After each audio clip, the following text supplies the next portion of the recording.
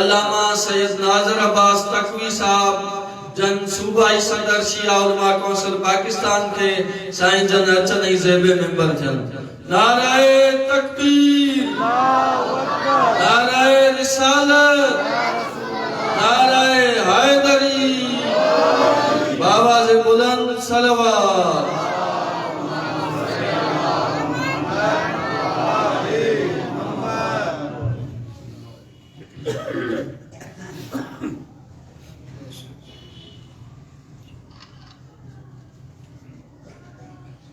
فاتحہ۔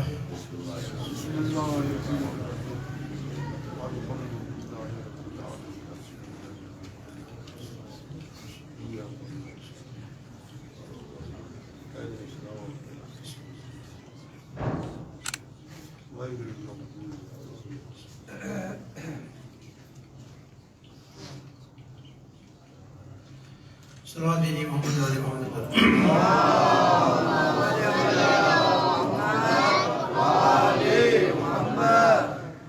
اعوذ باللہ من الشیطان الرجیم، بسم اللہ الرحمن الرحیم۔ الحمدللہ رب العالمین والصلاة والسلام علی اشرف الانبیاء والمرسلین سیدنا و نبینا ابو القاسم محمد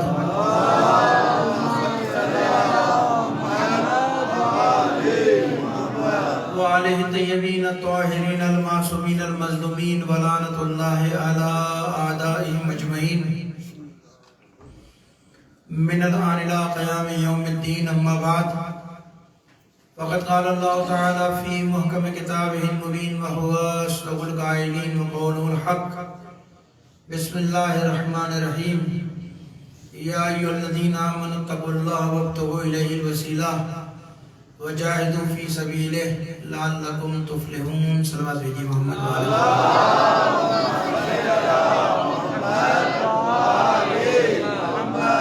عزیزان محترم، سب سے پہلے تو میں ان حضرات کے لیے خداوند متعال کی بارگاہ میں دعا کرتا ہوں کہ جنہوں نے اس ایام فاطمیہ کو منانے کے لیے کوششیں کی، اس ایام کو منانے کے لیے مومنین سے رابطہ کیا اور اس فرش ازا کو بچھایا۔ اگرچہ کہ کسی بشر میں اتنی طاقت نہیں ہے کہ وہ جو ایام میں آپ نے خدمات انجام دی ہیں اس کا شکریہ ادا کر سکے۔ آپ نے مادر حسین کا فرش ازا بچھایا، اس کا اجر بھی آپ کو حسین ابن علی اور میں سمجھتا ہوں جتنا وقت گزرتا جائے گا، جتنا حالات بدلتے جائیں گے، ان ایام کو فروغ دیجیے۔ ایام فاطمہ کو، ان ایام کو جو ہے وہ عقیدت کے ساتھ، احترام کے ساتھ، اچھے انداز میں منائیے۔ یہ ایام اس لیے بھی منانا ضروری ہے کہ جو ایام فاطمیہ بڑھتے جائیں گے، جو مجالس ادا بڑھتی جائیں گی، وہ دن دور نہیں ہے کہ زہرا کے قاتلوں کے چہرے سے بھی نقاب اترتی چلی جائے گی۔ لہٰذا ان ایام کو منایا کہ مومنین شرکت کیجئے، کہ ابھی بہت بڑی تعداد یہاں موجود ہے۔ امید کرتا ہوں کہ انشاءاللہ تعالی اور بھی شرکت کیجئے، لوگوں کو شوق دلائیے کہ آئیے۔ میں جب تفصیلات میں جاؤں گا بہت ساری چیزیں بیان کروں گا کہ اس ایام کی برکت سے کتنے لوگ ایسے ہیں کہ جو اپنے مسلک کو چھوڑ کر تشیع میں جاتے ہیں۔ اکثر میں پھر کبھی آئے گی بات موضوع کے اندر تو اشارہ کرتا چلا جاؤں گا۔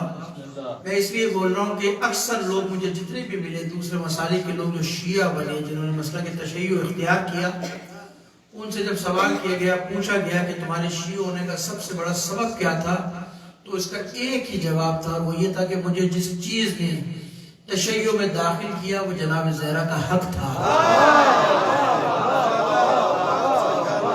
جس کی وجہ سے مجھے سوچنے پر مجبور کیا اور میں آج مکتب تشیع میں داخل ہوا۔ اس لیے میں آپ حضرات کو کہہ رہا ہوں، مومنین کو کہہ رہا ہوں، اس ایام کو منائیے، جتنا منا سکتے ہیں ایام فاطمیہ کو منائیے، اور اس میں مال کی، اس میں وسائل کی کبھی پرواہ نہ کیجیے گا۔ جس کا فرش اللہ بچا رہے ہو، یہ اس کی زوجہ ہے جو کائنات کا مشکل کشا ہے۔ اس میں یہ کہہ دینا کہ وسائل نہیں ہے، مشکل مشکلات ہیں، پریشانی ہے، یہ زوجہ ہے، زوجہ مشکل کشا ہے، اس میں علی ابن ابی طالب مدد کریں گے، لہذا آپ نیت کیجئے اور منت مانیے۔ تو حالات ایسے ہیں کہ اگر کوئی مشکل ہے تو منت مانو، پروردگار میں اس مشکل میں مبتلا ہوں، اگر میری مشکل حل ہوئی تو میں جناب زہرا کا فرش ازا بچھاؤں گا۔ آئمہ تمہاری مشکل کو حل کریں گے، صلوات بھیجیے محمد وآلہ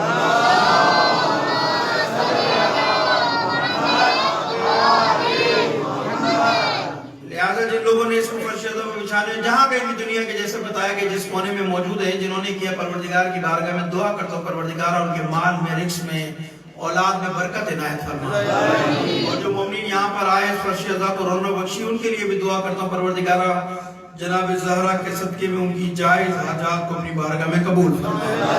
صلوات بھیجیے محمد وآلہ محمد۔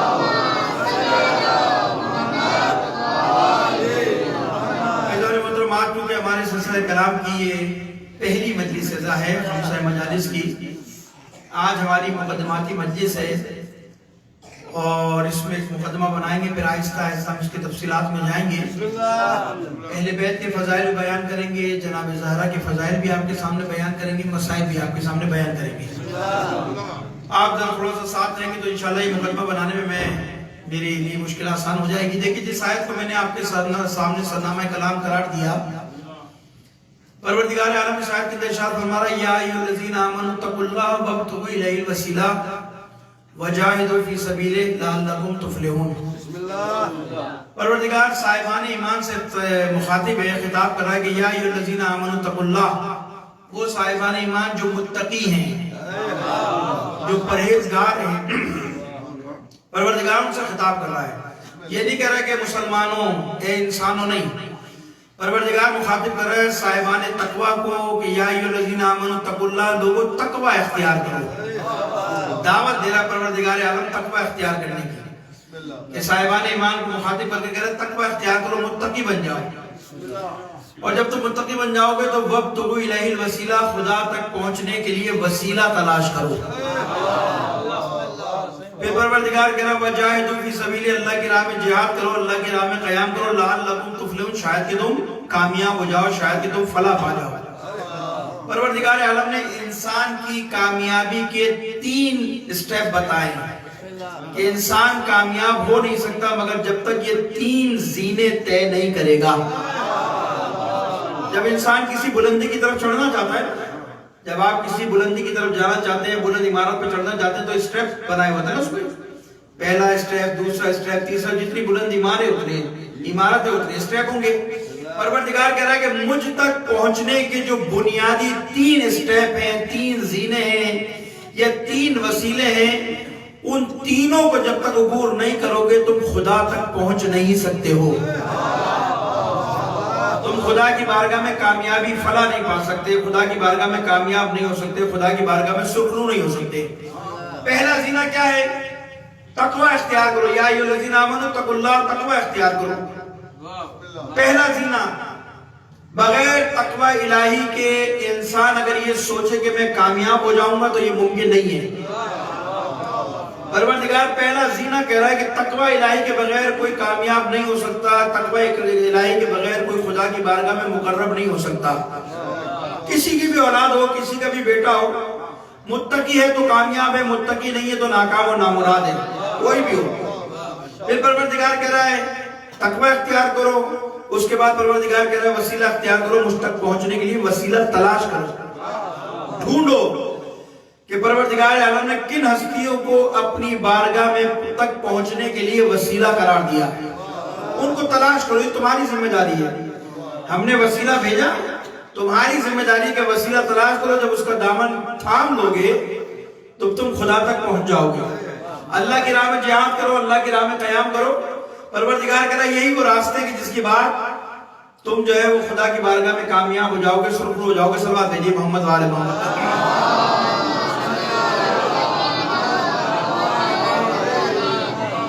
دیکھیں یہاں جو پروردگار عالم وسیلے کی بات کر رہا ہے، یہ وسیلہ عمومی ہے، ایسا نہیں کہ ایک خاص محدود چیز کو کہا کہ بس یہ وسیلہ نہیں، ہر وہ فعل، ہر وہ کام، ہر وہ عمل جو خدا کی خوشنودی کا باعث بنے، اللہ کی بارگاہ میں تقرب ہونے کا وسیلہ ہوتا ہے، قریب ہونے کا وسیلہ ہوتا ہے. یعنی جو بھی کام اللہ کے لیے خاطر انجام دیں، جس سے خدا خوش ہوتا ہو، جس سے خدا راضی ہوتا ہو، اس کو انجام دینے سے کیا ہوتا ہے؟ انسان خدا کا قرب اختیار کرتا ہے، خدا کے نزدیک ہوتا ہے. بہت وسیع مفہوم ہے اس آیت کا. اس میں لفظ وسیلہ یعنی خدا کا تقرب اختیار کرنا، خدا کے نزدیک ہونا، اس میں بڑا وسعت پائی جاتی ہے، اس میں بڑا وسیع مفہوم ہے. ہر وہ چیز، میں خلاصہ کروں بات کا، کہ ہر وہ چیز کہ جس سے خدا راضی ہوتا ہے وہ وسیلہ ہے خدا تک پہنچنے کے لیے. خود مولا کائنات نہج البلاغہ کے اندر 180واں خطبہ، 88واں یا 80واں خطبہ ہے نہج البلاغہ کا، جس میں امام نے 7 یا 8 چیزیں بتائی ہیں کہ اگر انسان ان 7 یا 8 چیزوں پر عمل کرے تو انسان خدا کے نزدیک ہو جاتا ہے. یہ بات اس لیے کروں تاکہ وسعت پا جائے گفتگو. آج مقدماتی گفتگو نا، پھر وسیلہ بتائیں گے، اہل بیت کا مقام بتائیں گے، جناب سیدہ کا مقام بتائیں گے، خدا کی بارگاہ میں کیا مقام ہے جماعت سیدہ کا، اہل بیت کے مقام کی نظر میں جناب سیدہ کا مقام کیا ہے، وہ پھر بعد میں آگے بات کو بڑھائیں گے. آج تھوڑا سا مقدمہ بنائیں گے. مولا کائنات نے 7 یا 8 چیزیں بتائی ہیں کہ اگر اس چیزوں پہ عمل کیا جائے تو انسان خدا کے نزدیک ہو جاتا ہے، خدا کا قرب اختیار کرتا ہے. 7 یا 8 چیزیں. امام ارشاد فرماتے ہیں کہ لوگوں، ہر وہ چیز جو انسان کو خدا سے قریب کرتی ہے، ان میں جو سب سے پہلی چیز ہے وہ خدا کی توحید، رسول کی رسالت کا اقرار. نعرہ تکبیر، نعرہ رسالت، نعرہ حیدری، امام زمانہ پہ بلند تر سلوات.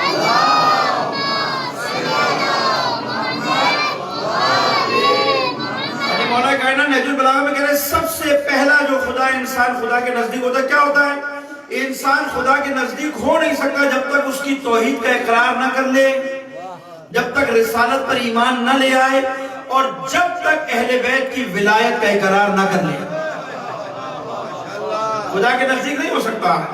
یعنی پروردگار عالم کہہ رہا ہے کہ اگر مولا کائنات کہہ رہے ہیں کہ اگر تم چاہتے ہو خدا کے نزدیک ہونا تو اللہ کی توحید کا اقرار کرو، رسول کی رسالت کی گواہی، اور ہماری محبت دل میں رکھو. جس کے دل میں ہماری محبت ہوگی، ولایت ہوگی، وہ ولایت محبت سبب بنے گی خدا کے نزدیک ہونے کا. امام کہتے ہیں پہلا زینہ یہ. پھر امام کہتے ہیں کہ اگر خدا کے نزدیک ہونا چاہتے ہو تو نماز کا قیام کرو، نماز قائم کرو. کیوں؟ کہ نماز ہی وہ وسیلہ ہے، وہ ذریعہ ہے جو تمہیں خدا کے نزدیک کرتا ہے. یہ 7-8 چیزیں جلدی جلدی پڑھوں گا، پھر بات کو آگے بڑھائیں گے. پہلے اللہ کی توحید، رسالت، ولایت، دوسری نماز.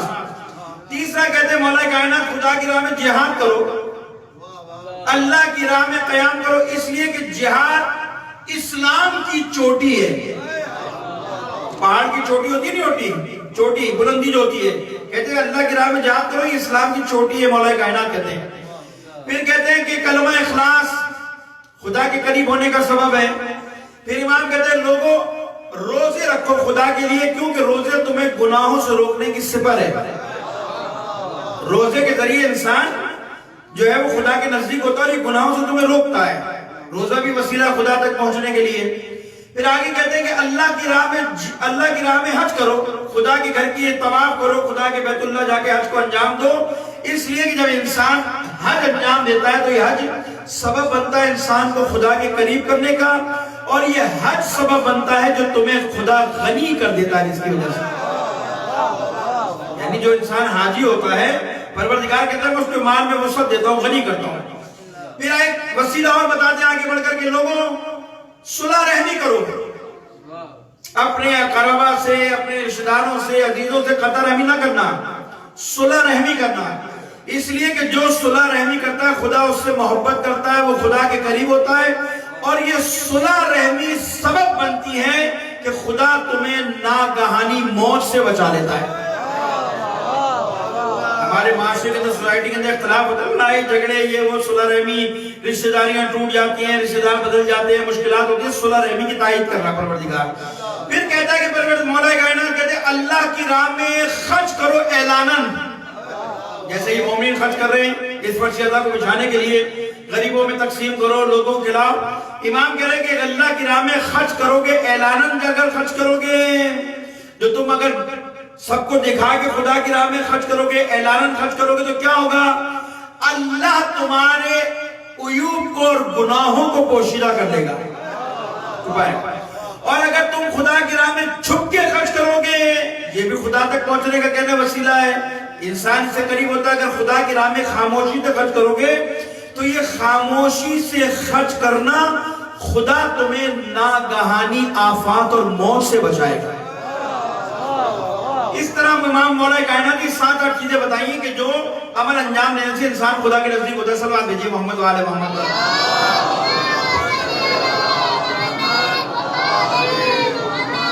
تو ایسا نہیں کہ اس آیت کا مفہوم محدود ہو. یہ میں نے خطبہ اس لیے پڑھا, اقتباس اس لیے پیش کیا, اس کا مفہوم بتا دوں کہ وسیع مفہوم ہے اس آیت کا. یعنی وسیلہ صرف یہ نہیں ہے کہ انسان ایک چیز پکڑ لے. وسیلہ ہر وہ نیک عمل, ہر وہ نیک کام جو خدا کی خوشنودی کے لیے انجام دیا جائے, وہ وسیلہ ہوتا ہے, وہ سبب ہوتا ہے خدا تک پہنچنے کا. اب اس کا مفہوم بہت وسیع ہے, آپ جتنا وسیع کر سکتے ہیں کریں. میں نے نہج البلاغہ خطبہ بیان کیا. نماز خدا تک پہنچنے کا وسیلہ, روزہ خدا تک پہنچنے کا وسیلہ, نیکی کرنا خدا تک پہنچنے کا وسیلہ, خدا کی راہ میں خرچ کرنا وسیلہ, حج کرنا وسیلہ. یہ سارے وسیلے ہیں. یہ نہیں اہل بیت کی محبت, خدا کی توحید, یہ سب وسیلہ ہیں. ان ساری چیزوں پہ عمل کر کر خدا تک پہنچتا ہے. اور جو ان پر عمل کرنے میں کامیاب ہو جائے, پروردگار کہتا ہے لعلکم تفلحون, تم ہی وہ لوگ ہیں جو اللہ کی بارگاہ میں کامیاب ہو گئے, فلاح پا گئے. مطلب یہ مفہوم میں نے آپ کے سامنے بیان کیا. آپ بات کو آگے بڑھاتے تھے کہ پہلا اسٹیپ بتایا یا ایھا الذین آمنوا اتقوا اللہ. پہلی چیز خدا کہہ رہا ہے تقوی اختیار کرو. تقوی خدا کیا ہے؟ تقوی ہوتا کیا ہے؟ ہمارے یہاں تقوی کی ذہن میں کیا آتا ہے؟ ہم جب متقی ہونے کی بات کرتے ہیں کہ انسان متقی ہو جائے, خدا کہہ رہا ہے تقوی اختیار کرو, تو ہمارے ذہن میں شاید تقوی کا مفہوم یہ آتا ہے کہ متقی کے معنی یہ کہ کھانا پینا چھوڑ دو, ہے نا, اچھے کپڑا پہننا چھوڑ دو, اچھے گھر سے نکل کے جھوپڑیوں میں چلے جاؤ, بیابانوں صحراؤں میں چلے جاؤ, اچھا کھانا کھانا چھوڑ دو. متقی کے معنی ہوتے ہیں 2 رنگ کے کپڑے پہننا شروع کر دو. متقی کے معنی یہ ہے نا. جب کسی سے کہا جائے بھائی متقی تقوی اختیار کرو, متقی بن جاؤ, تو کیا خیال آتا ہے؟ یہی آتا نا کہ بھائی 2 روٹی کھاتا بھاجی کھانی پڑے گی, متقی بننے کے لیے ضروری ہے. کس نے کہا بھائی متقی کا مفہوم یہ ہے, تقوی کا مفہوم یہ ہے کہ آدھی روٹی کھانا شروع کر دے, بغیر استری کے کپڑے پہننا شروع کر دے, پھٹے پرانے کپڑے پہننا شروع کر دے. متقی سے کہتے ہیں نہیں. متقی کا جو آسان اور واضح مفہوم جو میں نے آیت اللہ بہجت سے سنا, وہ یہ سنا, عجیب جملہ کہا جب کسی نے سوال کیا آیت اللہ بہجت سے کہ آگا یہ بتائیے کہ متقی کسے کہتے ہیں.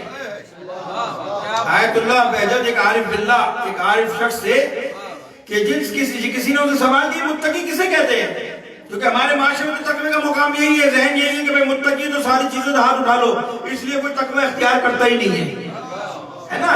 ان سے جب پوچھا متقی کسے کہتے ہیں, متقی انسان کون ہوتا ہے, تو انہوں نے 2 جملے ادا کیے کہ متقی انسان وہ ہوتا ہے کہ جو اللہ کے واجبات کو ادا کرے, حرام سے اپنے آپ کو روک لے, یہی شخص متقی ہے. متقی کا مفہوم سمجھ میں آ گیا؟ یعنی جو اللہ نے واجبات رکھے, نماز روزہ حج زکات جو بھی واجبات ہیں اس کو ادا کرے, اور جو حرام چیزیں کریے پروردگار نے قرار دیے, انسان کو منع کیا کہ اس سے قریب مت جانا, اس سے اپنے آپ کو روک لے, یہ انسان متقی ہے. یہ انسان متقی. اگر حلال طریقے سے گاڑی رکھنے کی صلاحیت ہے تو گاڑی رکھ لے, حلال طریقے سے اچھا گھر بنا سکتا ہے تو اچھا گھر بنا لے, حلال طریقے سے اچھا لباس پہن سکتا ہے تو لباس پہنے, حلال طریقے سے اچھی غذا کھا سکتا ہے تو کھائے. تو تقوی کے معنی یہ نہیں کہ غذا چھوڑ دے, گھر چھوڑ دے, بیابانوں میں نکل جائے. اللہ کہہ رہا ہے یہ ساری نعمتیں ہم نے تمہارے لیے کی ہیں, یہ سب تمہارے لیے ہیں, لیکن شرط یہ کہ حلال ذرائع سے لو, حلال طریقے سے لو, اور جن چیزوں سے منع کر دیا اس سے رک جاؤ. وہ ایک شخص تھا نا کہ جس نے مولا کائنات کو دیکھا, عاصم آیا مولا کائنات کے پاس, ایک مولا کا چاہنے والا, اس نے کہا مولا کائنات سے گیا علی میرا بھائی ہے, اس نے کھانا پینا چھوڑ دیا, کھانا پینا چھوڑ دیا, پھٹے پرانے کپڑے پہنتا, 24 گھنٹے مصلی پہ بیٹھ رہتا ہے, روزے سے رہتا ہے, نہ معاش کے لیے جاتا ہے, نہ بچوں کے حصول کے رزق حلال کے لیے کوئی تگ و دو کرتا ہے، بھاگ دوڑ کرتا ہے، نہ اپنے بیوی بچوں کے حقوق ادا کرتا ہے. مولا کائنات کہتے اچھا کہا مجھے اس کے پاس لے چل. یہ اس نے متقی بنا. اس نے کیا کیا؟ بس صبح سے شام تک مصلی پہ بیٹھا ہے، تسبیح پڑھ رہا ہے، روزہ رکھ رہا ہے، بس اس کے علاوہ کچھ نہیں. نہ بچوں کے پیٹ پالنے کی فکر ہے، نہ بیوی کے حقوق کی فکر ہے، کچھ نہیں ہے، بس یہی تسبیح کیے بیٹھا ہے. مولا کائنات نے کہا مجھے اس کے پاس لے چل. مولا کائنات اس کے پاس آ گئے. مولا کائنات یہ تو نے کیا اپنا حلیہ بنایا ہوا ہے؟ یہ کیا کر رہا ہے؟ کیوں سوکھی روٹی کھاتا ہے؟ کیوں صبح سے شام تک روزے رکھتا ہے، نماز پڑھتا ہے؟ کیوں بیوی کا حق ادا نہیں کرتا؟ کیوں بچوں کا حق ادا نہیں کرتا؟ کیا تم نے رسول کی حدیث نہیں سنی کہ انسان کے اوپر، اس کے نفس کے اوپر اس کے 3 حقوق ہیں؟ ایک اللہ کا حق ہے، ایک اس کے بیوی بچوں کا حق ہے، ایک خود اس کا اپنا حق ہے. کیا تم نے حدیث کا سنا؟ یا پھر یہ روزہ رکھتا ہے، حصول معاش کے لیے جاتا ہے، سوکھی روٹیاں کھاتا ہے، تو فوراً پلٹ کر کہتا ہے مولا کائنات سے کہ آپ بھی تو سوکھی روٹی کھاتے ہیں، آپ بھی تو پیوند لگے کپڑے پہنتے ہیں، آپ بھی تو صبح سے شام تک روزہ کرتے ہیں، اللہ کی عبادت کرتے ہیں. تو مولا کائنات کہتے ہیں وائے ہو تجھ پر، تو علی کا مقابلہ کرتا ہے. مولا کائنات کہتے ہیں وائے ہو تجھ پر، تو علی کا مقابلہ کرتا ہے. سن، اللہ نے یہ جتنی نعمتیں خلق کی ہیں یہ مومن کے لیے کی ہیں، امیر المومنین کے لیے نہیں کی ہیں.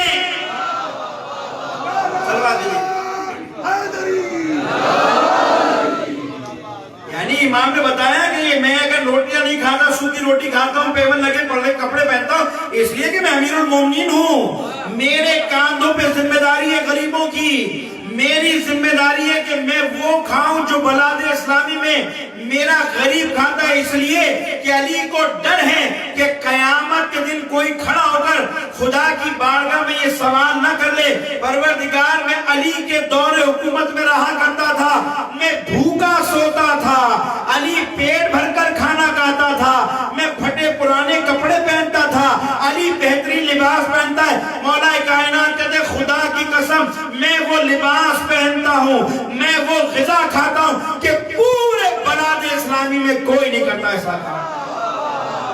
علی کا مقابلہ نہ کر، علی کا مقابلہ نہ کر. یہ اس لیے ہے اپنی بیوی کا حق ادا کر، اپنے بچوں کے حقوق ادا کر، اپنے نفس کا خدا کا حق ادا کر. یہ سارے حقوق ادا کرنے کا نام کیا ہے؟ متقی انسان. سمجھ میں آگے تقویٰ.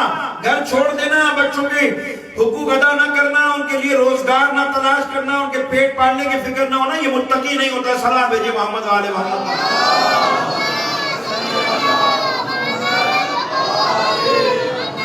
اب آئیے بات کو تھوڑا اور آگے بڑھا. تقویٰ سمجھ میں آ گیا؟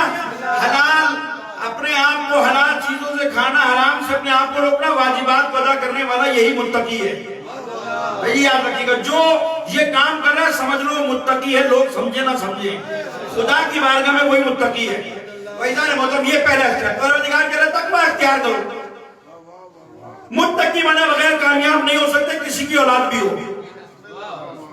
آپ مجھے بتائیے خدا نے جو انسان کو خلق کیا، پیدا کیا، جو قرآن کہہ رہا ہے ہم نے انسان کو پیدا کیا مختلف قوموں قبائل کے اندر، کس لیے پیدا کیا؟ تاکہ فخر و مباحت کریں کہ میں فلاں قبیلے سے ہوں، میں فلاں قبیلے کا سردار ہوں، میرا قبیلہ اتنا بڑا، میری قوم اتنی بڑی، میں یوں.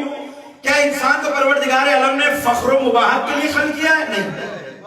پروردگار تو کہہ رہے لِتَعَارَفُوا، ہم نے تمہیں مختلف قبیلوں میں، گروہ میں اس لیے پیدا کیا تاکہ تمہاری شناخت ہو، تاکہ تمہارا تعارف ہو، تاکہ تم پہچانے جاؤ. خدا نے کہا میرے نزدیک تمہارا قوم، قبیلہ، رنگ، نسل معیار نہیں ہے. فوراً اس آیت میں کہتا ہے خدا کے نزدیک یاد رکھنا کتنا ہی بڑا قبیلہ کیوں نہ ہو، کتنی بڑی قوم کیوں نہ ہو، کتنی بڑی قوم کے سردار وڈیرے کیوں نہ ہو، جو کچھ بھی ہو، لیکن میرے نزدیک تمہاری چیزیں یہ معیار نہیں ہے. خدا کے نزدیک اگر کوئی مقرب ہے تو وہ ہے اِنَّ أَكْرَمَكَ عِندَ اللَّهِ أَتْقَاكُمْ. خدا کے نزدیک سب سے زیادہ محبوب اور مقرب شخص وہ ہے جو تقویٰ میں سب سے زیادہ ہے.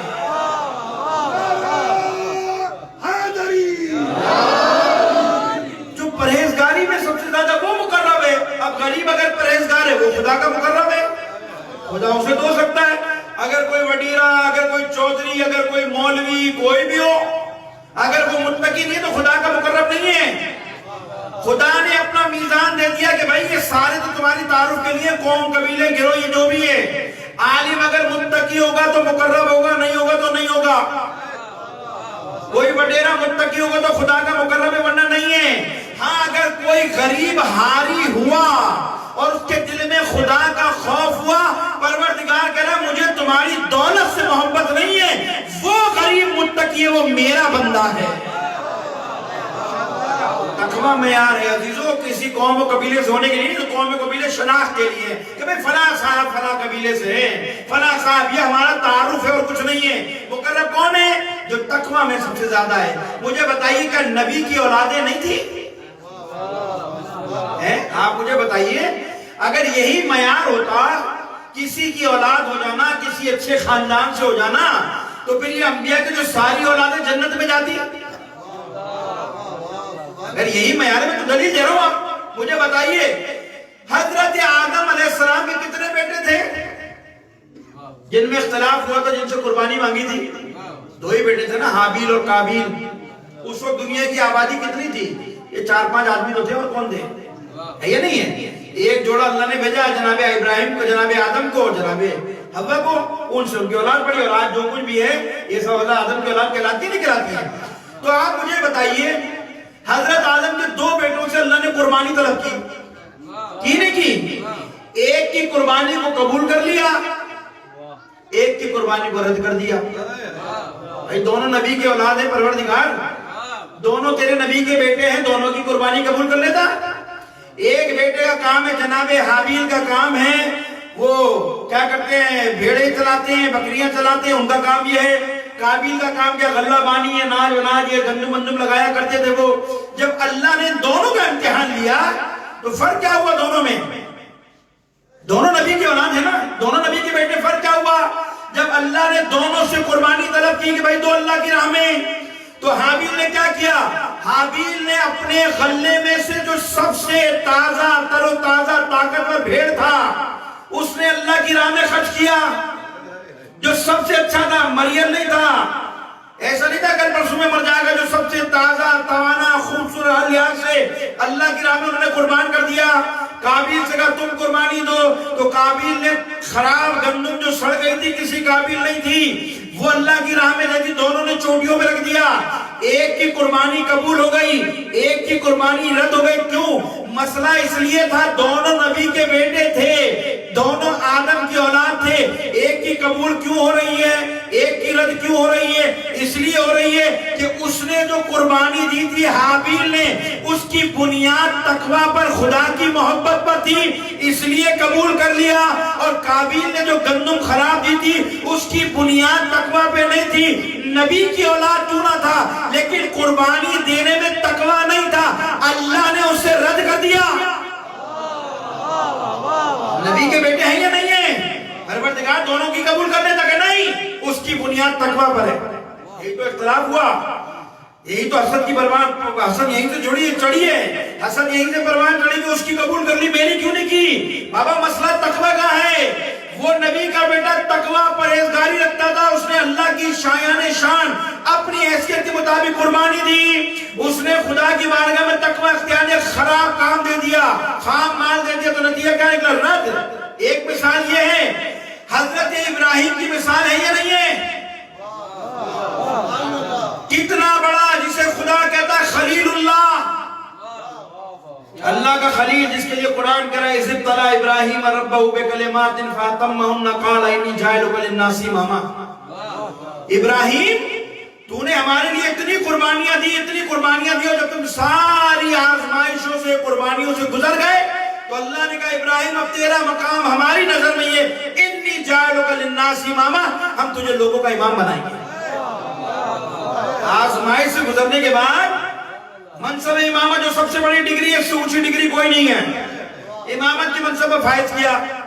پورے روح زمین پر ایک مشکل نمرود مقابلے پر، کوئی ساتھ دینے والا نہیں ہے، آگے نمرود پہ ڈالا گیا، ظلم و ستم کیے گئے، سب کچھ کیا نہیں کیا۔ آپ کے ساتھ کوئی شخص احسان کرے، آپ کے ساتھ کوئی اخلاص کے ساتھ محبت کرے، اور وہ آپ سے کوئی ایسی فرمائش کر بیٹھے تو آپ اور میں کیا کرتے ہیں؟ چلو بھائی اس نے ہمارے لیے اتنی قربانیاں دی، چلو اس کی ناجائز بات مان لو، ہے نا، یہی کرتے ہیں نا، چلو ٹھیک ہے ہمارے مزاج کے مطابق نہیں ہے، کوئی بات نہیں، مان لو، اس نے اتنی قربانیاں اٹھائی، ہمارے لیے زحمتیں اٹھائی، یہ کیا وہ کیا۔ آپ تو دیکھتے ہیں نا سیاست میں 4 ڈنڈے کھا لے تو وزیر بن جاتا ہے، کیونکہ ہمارے لیے ڈنڈے کھائے تھے، بھلے چوری کیوں نہ ہو، بھلے بعد میں پورا ملک کیوں نہ کھا جائے، ملک کھا جائے، وہ پرواہ نہیں ہے، لیکن ہمارے لیے ڈنڈے کھائے تھے، لہذا ہم تو دیں گے اسے۔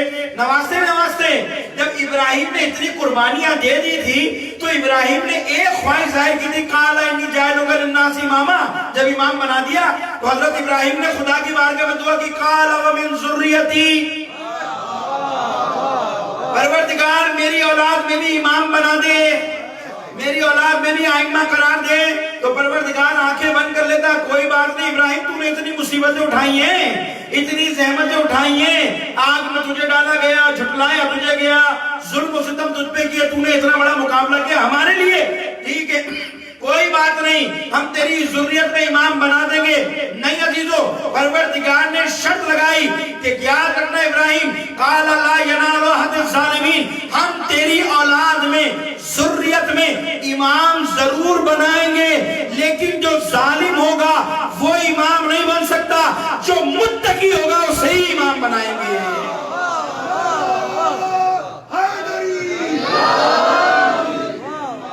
جو ہے یا نہیں معیار، جو بھی آتا پروردگار اسے امام بنا دیتا، ٹھیک ہے تو نے ہمارے لیے ابراہیم قربانیاں دی، ہم امام بنا دیں گے چاہے ظالم ہو چاہے متقی ہو۔ نہیں، پروردگار نے بتایا ابراہیم تیری قربانیاں اپنی جگہ، لیکن یہ منصب کوئی عام منصب نہیں ہے امامت کا، یہ چھوٹا موٹا منصب نہیں ہے، تیری اولاد میں جو متقی ہوگا اسے اب امام بنائیں گے، جو ظالم ہوگا وہ اس منصب کے نزدیک نہیں آ سکتا۔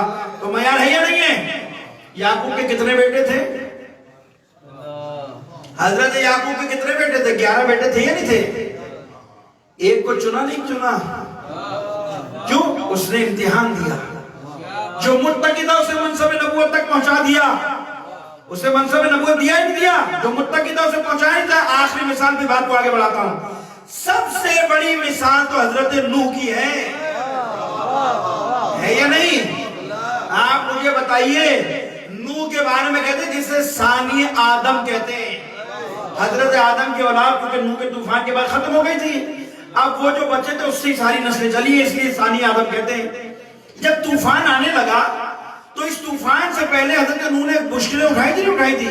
پتھر کھائے، زحمت اٹھائی، کئی دن خون رستا رہتا تھا، بے ہوش پڑے رہتے تھے، اور جیسی توانا ہوتے تھے پھر اللہ کی توحید کا پیغام، پھر پتھراؤ کرتے تھے لوگ، پھر بے ہوش ہو جاتے تھے، پھر کئی دن بعد ہوش آتا تھا، پھر اللہ کا پیغام، جو اتنی محنت اٹھائے کرے، 1400 سال اللہ کا پیغام لے کر چلتا رہے، پتھر کھاتا رہے، مصیبت اٹھاتا رہے، اور پروردگار پھر یہ وعدہ بھی کرے کہ میں تیری ذریت کو بچاؤں گا، تیرے اہل کو بچاؤں گا۔ اللہ کا وعدہ نہیں، قرآن روایت نہیں ہے، اللہ نے نوح سے وعدہ کیا تھا نہیں کیا تھا؟ جب کشتی بن گئی اللہ نے کہا بھائی سب کو سوار کر لو، سب کو دعوت دی، حضرت نوح نے سوار کر لیا، اب بیٹا مقابلے پہ آ گیا، نبی کا بیٹا ہے، مقابلے پہ آ گیا کہ میں اس میں نہیں چڑھوں گا۔ حضرت نوح سمجھاتے رہے بیٹا آجا، بیٹا آجا، بیٹا آجا، نہیں آیا، میں اس پہاڑ پہ چڑھ جاؤں گا، مجھے یہ پہاڑ بچا لے گا۔ حضرت نوح سمجھاتے رہے دنیا کی آج کوئی طاقت تجھے بچا نہیں سکتی ہے اس اللہ کے عذاب سے، کب اس پہاڑ پہ چلا جاؤں گا، یہ بہت طاقتور ہے۔ جب حضرت نوح مایوس ہو گئے تو اللہ کی بارگاہ میں کیا دعا کی تھی؟ یہی تو کہا تھا پروردگار تیرا وعدہ تھا کہ تیری اہل کو، تیری ذریت کو بچاؤں گا، میرا بیٹا ڈوب رہا ہے اسے بچا لے۔ اللہ کا وعدہ تھا نا، نوح سے نہیں تھا کہ تیرے اہل کو بچاؤں گا، تیری ذریت کو بچاؤں گا، دعا کی پروردگار بیٹا ڈوب رہا ہے اسے بچا لے۔ تو اللہ نے کیا کہا تھا؟ یہی کہا تھا خبردار نوح، لیس من اہلک، یہ تیرے اہل میں سے نہیں ہے، یہ تیری اولاد میں سے، اہل میں سے نہیں ہے، سگا بیٹا ہے۔ قرآن کہہ رہا ہے لیس من اہلک۔ تو عزیزوں کون سی چیز ہے جو انسان کو اہل میں داخل کرتی ہے؟ کون سی چیز ہے جو انسان کو اہل سے خارج کرتی ہے؟ وہ انسان کا تقوی اور عمل ہے۔ نبی کا بیٹا اگر عمل میں نبی کے مخالف ہو جائے تو اہل سے خارج کر دیتا ہے خدا۔ اگر کوئی متقی ہو لیکن دور کا رہنے والا ہو اور عمل اور تقوی میں نبی کے مطابق ہو تو رسول کہے گا کہ سلمان منی اہل البیت۔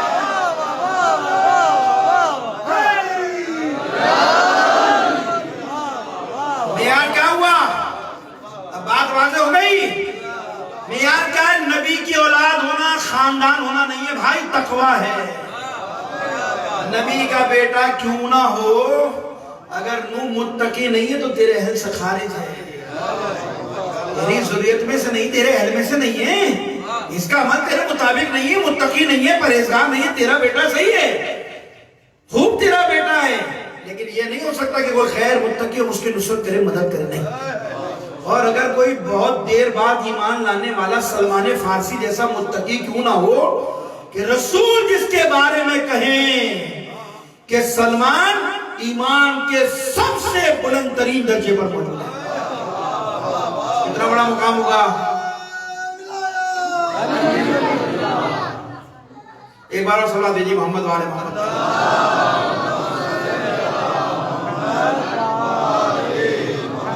اتنا بڑا مقام ہے، مولا کائنات کو خود خبر دی تھی جناب سلمان کو، کہا تھا سلمان جاؤ تمہارے لیے جنت سے ایک پیغام آیا، صحیفہ آیا، جاؤ جناب زہرا سے اپنا تحفہ لے لو۔ آیت موجود ہے، علامہ مجید نے لکھا کہ جاؤ سلمان، مختلف کتابوں میں روایت لکھی ہے، سلمان جاؤ اللہ نے تمہارے لیے ایک تحفہ بھیجا ہے اور جناب زہرا سے وہ تحفہ لے لو۔ سلمان جب دروازے پہ گئے نا جناب زہرا کی، کہ مولا نے مجھے بھیجا آپ کے ہاتھ تحفہ آیا میرے لیے۔ ہاں سلمان، جنت سے 3 خاتونیں آئی تھی، 3 خواتین آئی تھی جنت سے میرے بارگاہ میں میرے پاس، اور میں نے جب لوگوں سے نام پوچھا ان سے تو اس میں سے ایک خاتون کا نام تھا سلمہ۔ انہیں پوچھا کہ تیرا نام سلمہ کیوں ہے؟ جناب زہرا کہتی میں نے پوچھا تیرا نام سلمہ کیوں ہے؟ تو اس حور نے جواب دیا تھا کہ اس لیے میرا نام سلمہ رکھا کہ پروردگار نے مجھے سلمان کے لیے خلق کیا ہے۔ یہ مقام ہے کہ پروردگار معصوم بی بی کہتی ہے کہ مجھے اس نے کہا کہ میرا نام اللہ نے اس لیے رکھا ہے سلمہ کہ مجھے سلمان فارسی کے لیے، اسی طرح ابو ذر کے لیے، مقداد کے لیے، تینوں کے لیے خاتون جو 3 آئی تھی، ایک مقداد کے لیے، جناب سلمان کے لیے، ایک ابو ذر کے لیے، یہ 3 افراد وہ تھے جو اتنے متقی اور پرہیزگار تھے کہ جناب زہرا بتانی ہے کہ ان بیویوں نے مجھے تعارف یہ کہہ کر بتایا کہ خدا نے انہیں تمہارے لیے بنایا ہے۔ جس کا جتنا تقویٰ ہوگا وہ خدا کی بارگاہ میں بلند ہوگا۔ صلوات بھیجیے محمد وعلی محمد۔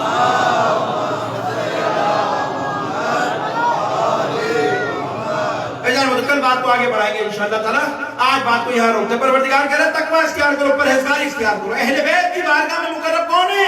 جو متقی ہوگا، پرہیزگار ہوگا، جس کے پاس تقویٰ نہیں ہے لا کوئی بھی خاندان ہو، کہہ چکا میں آپ کے سامنے۔ فضہ جناب زہرا کی کنیز ہے یا نہیں ہے؟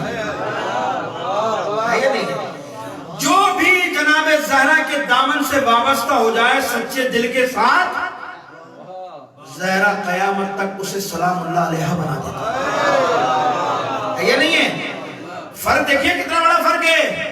امیر شام کون تھا؟ پورے بلاد اسلامی کا بنا نہیں بنا، بعد میں سردار بنا، خلیفہ بنا نہیں بنا، کتنی ضرورت تھی امیر شام کے پاس؟ تھی نہیں تھی؟ مجھے ایمانداری سے بتائیے اتنی شان و شوق اور وہ دولت امیر شام کی تھی یا نہیں تھی؟ اور فضہ کیا تھی؟ فضہ اپنے قبیلے کی بڑی سردار تھی یا نہیں تھی؟ اپنی سرداری کو، اپنے تخت کو ٹھوکر مار کر اہل بیت کی فاطمہ زہرا کی کنیزی کو اختیار کیا یا نہیں کیا؟ حضرت زہرا کی کنیز بنی یا نہیں بنی؟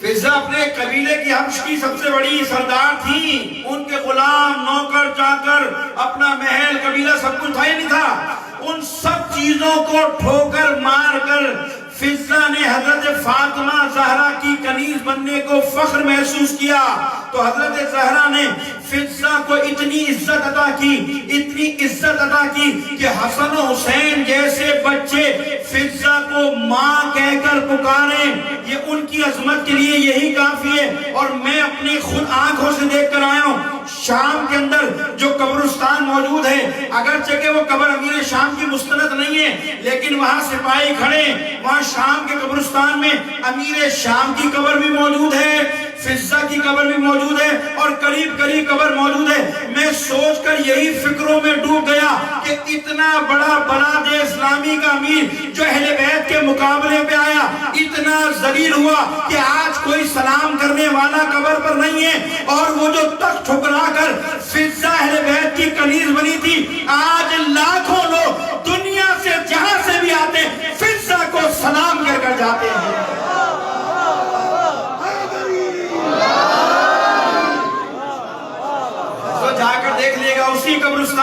بلال کی قبر بھی موجود ہے, حضرت ام سلمہ کی بھی موجود ہے, جناب فضہ کی بھی موجود ہے. وہاں سلام ہو رہا ہے, وہاں کوئی پلٹ کر نہیں جاتا. کون؟ جو اہل بیت, جو جناب زہرا کے دامن سے وابستہ ہو گیا. خوش نصیب ہو. خدا کی قسم شکرانے کی نماز پڑھا کر. منت پوری ہوتی ہے نا تو شکرانے کی نماز پڑھتے نہیں پڑھتے. سب سے زیادہ شکر اس بات پہ کیا کہ پروردگارہ تو نے ہمیں زہرا کے مجرموں کے ساتھ نہیں رکھا, زہرا کے محبوں کے ساتھ رکھا. یہ نعمت ہے بہت بڑی. اللہ نے, خدا نے واقعی عزت دی آپ کو کہ آپ کو جناب زہرا کے دامن سے وابستہ کیا, اولاد زہرا کے دامن سے وابستہ کیا. اور جب قیامت کا میدان ہوگا تو آپ اپنا مقام دیکھیں. اگر پڑھو کل پرسوں میں روایت پڑھوں گا کہ آپ کا مقام کیا ہوگا. جناب زہرا آپ پر فخر کرتی ہے خدا کی قسم. اور جس نے بھی زہرا کے نام پر کھلایا, معصومہ کہتی ہے میں اس کی مقروض ہوں. تکبیر, نعرہ رسالت, نعرہ حیدری, امام زمانہ پہ بلند تر سلوات.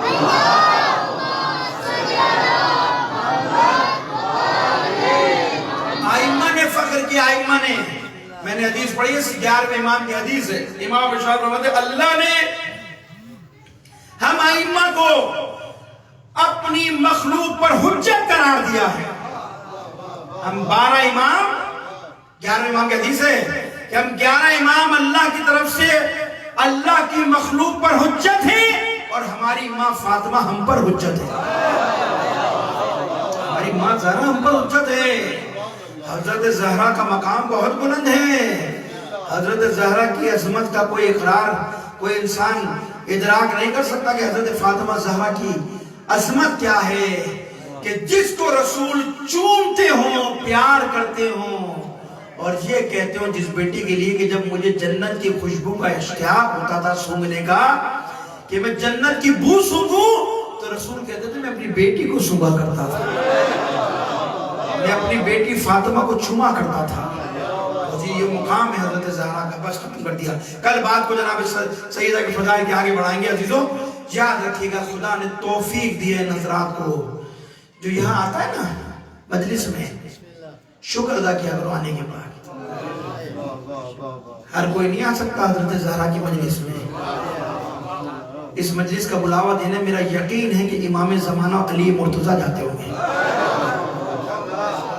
یہ جو مومنین یہاں بیٹھے تشریف لائے نا فرش ازا پر, امام زمانہ دستک دیتے ہوئے کہ میری ماں فاطمہ کا فرش ازا بچ گیا, میں تمہارا انتظار کر رہا ہوں. توفیق ہے جو حضرات یہاں پر آئے ہیں. عزاداران حسین بڑے مسائب اٹھائے بی بی نے, بڑے مسائب اٹھائے حضرت زہرا نے. میں نے تو ایک روایت پڑھی چھٹے امام کی کہ امام کا ایک صحابیت سلونی نام ہے اس کا, چاہنے والا. امام صادق کی خدمت میں آیا, بیٹھا گفتگو کر رہا تھا. امام صادق نے پوچھا کہ تیرے یہاں ولادت ہونی تھی, تیرے یہاں ولادت ہوئی؟ کہا مولا اللہ نے مجھے بیٹی دی ہے, بیٹی دی ہے. مولا نے کہا خدا تجھے جزائے خیر, خدا تجھ پر رحمت برکت نازل کر. کہا تو نے اپنی بیٹی کا کیا نام رکھا؟ کہا مولا میں نے اپنی بیٹی کا نام فاطمہ رکھا ہے, اپنی بیٹی کا فاطمہ نام رکھا ہے. روایت کے جملے ہیں جیسے چھٹے امام نے سنا نا فاطمہ نام رکھا ہے, آسمان کی طرف سر اٹھا کر سر پر ہاتھ کر کے وائے وائے وائے, اور ایک جملہ کہتے ہیں امام, خبردار کبھی اپنی بیٹی کو تماچا نہ مارنا. خدا معاف کرے, چھٹے امام کی حدیث ہے یہ, کبھی اپنی بیٹی کو تماچا نہ مارنا.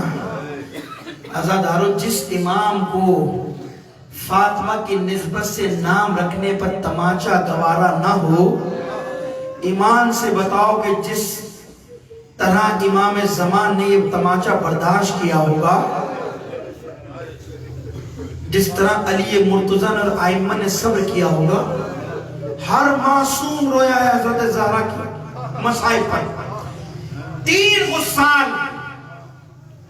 غسل دینے والے غسال ایسے ہیں کہ روایت کہتی ہے کہ جنہوں نے گریہ کیا ہے غسل دیتے ہوئے. 3 غسال ہیں کہ جب غسل دے رہے تھے تو بے ساختہ چیخے روئے فریاد کی ہے. جانتے ہو کون ہے؟ پہلا غسل دینے والا کوئی اور نہیں تھا، میرا چوتھا امام باقر علیہ السلام تھا. امام باقر فرماتے کہ جب میں اپنے بابا امام زین العابدین کو غسل دے رہا تھا نا، اور غسل دیتے دیتے جب میں نے اپنے بابا کو کرمٹ دیے نا، تو امام محمد باقر کی ایک فریاد بلند ہوئی، گریہ کرنا شروع کیا، رونا کرنا شروع کیا. لوگوں نے پوچھا مولا غسل دیتے دیتے اتنا گریہ کیوں کر رہے تھے؟ کہا میں اس لیے رو رہا تھا کہ جب میں اپنے بابا کو غسل دینے کے لیے جب کرمٹ دیے نا، تو میں نے دیکھا اب تک میری بابا کے پشت پر تازیانوں کے نشان موجود تھے. اب تک میرے بابا کی پشت تازیانوں کی وجہ سے نیلی پڑی ہوئی تھی، تازیانوں کے نشان تھے. یہ پہلا غسال ہے امام باقر جو امام زین العابدین کے تازیانوں کے نشان دے کر گریہ کیا جنہوں نے گریہ کیا. دوسرا جانتے ہیں غسل دیتے وقت کون رویا؟ عزیزو جب شام کے زندان میں سکینہ کا انتقال ہوا نا، اور جب سکینہ اس دنیا سے رخصت ہوئی ہیں، عزاداروں جب غسالہ آئی ہیں نا، اور جناب زینب نے ان کی مدد کی، غسالہ کی، تو غسل دیتے دیتے جناب زہرا کی ایک چیخ، جناب زینب کی ایک چیخ بلند ہوئی. آواز دے کر کہتی ہے بیٹا سجاد ذرا اتنا بتاؤ، سکینہ کو کرتے کے ساتھ دفن کر دوں یا سکینہ کے کرتے کو جدا کروں؟ آواز دے کر کہتے سجاد پھپھی اماں اس کرتے کے ساتھ میری بہن کو دفن کر دو، اس لیے کہ زخموں کی وجہ سے یہ کرتا سکینہ کے جسم سے چپک چکا ہے. جناب زینب اور سید سجاد روتے رہے. تیسرا غسال سنیں گے. اسما اور علی جب فاطمہ کو غسل دے رہے تھے نا، تو علی بار بار اسما سے کہتے تھے اسما آہستہ رو، اسما آہستہ رو، اسما تیرا رونا حسنین کو تڑپا دے گا، تیرا رونا زینب اور ام کلثوم کو تڑپا دے گا، اسما آہستہ رو، اسما آہستہ رو. اسما کہتی ہے میں خاموش ہو گئی. غسل دیتے دیتے نہ جانے علی کو کیا ہوا، علی کی ایک فریاد بلند ہوئی. علی نے اپنے سر کو دیوار پہ رکھنا شروع کیا، رونا شروع کیا. اسما کہتی میں نے ہاتھ جوڑ کر پوچھا یا علی آپ شیر خدا ہیں، آپ مشکل کشا ہیں، میں نے کبھی آپ کو اس طرح روتے نہیں دیکھا، رونے کا سبب کیا ہے؟ علی رو کر کہتے اسما فاطمہ بڑی مظلوم ہے، ارے فاطمہ بڑی مظلوم ہے، فاطمہ کی پسلیاں ٹوٹ گئیں. کبھی علی کو نہیں بتایا، کبھی علی سے فریاد نہیں کی. عزاداران حسین، ارے کس طرح سے علی نے صبر کیا ہوگا.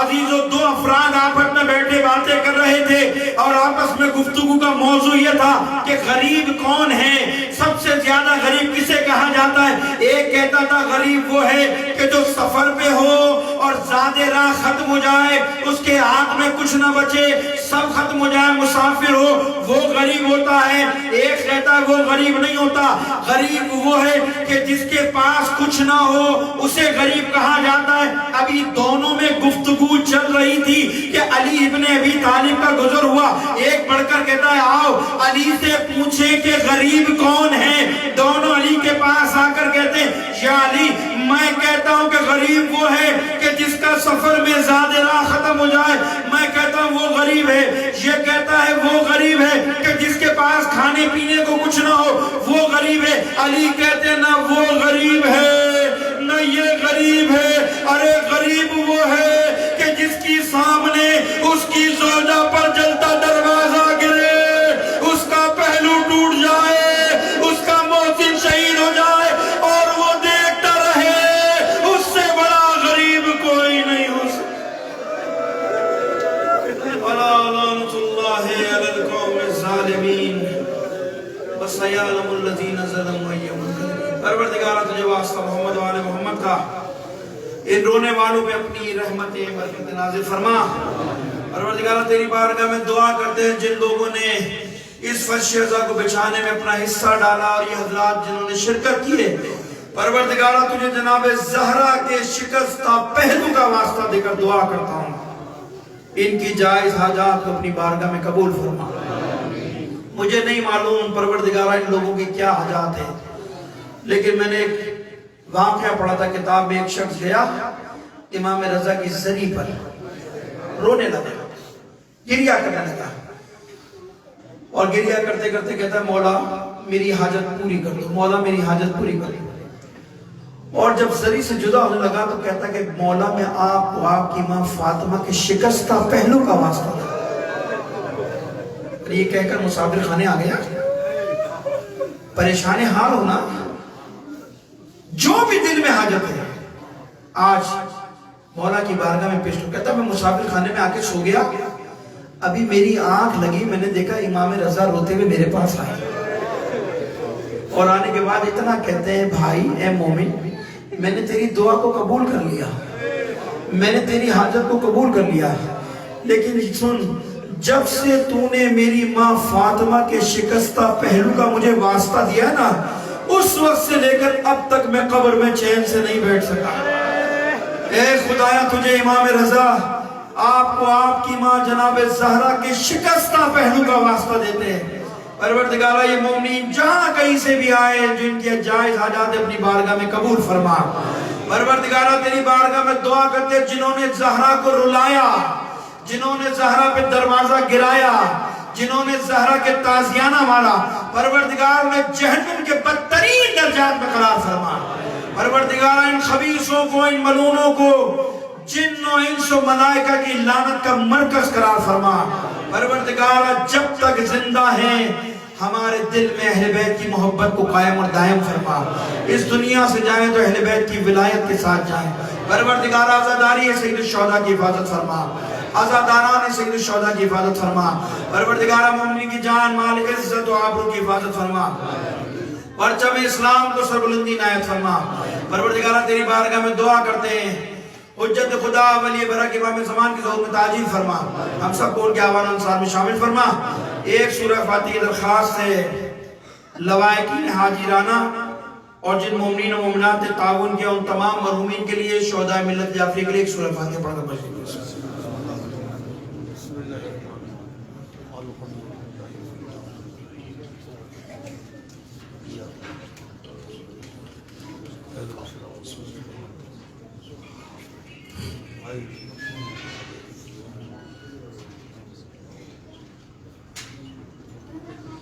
اللهم اغفر للمؤمنين والمؤمنات والمسلمين والمسلمات الاحياء منهم والاموات، اللهم بيننا وبينهم بالخيرات انك مجيب الدعوات انك على كل شيء قدير برحمتك يا رب۔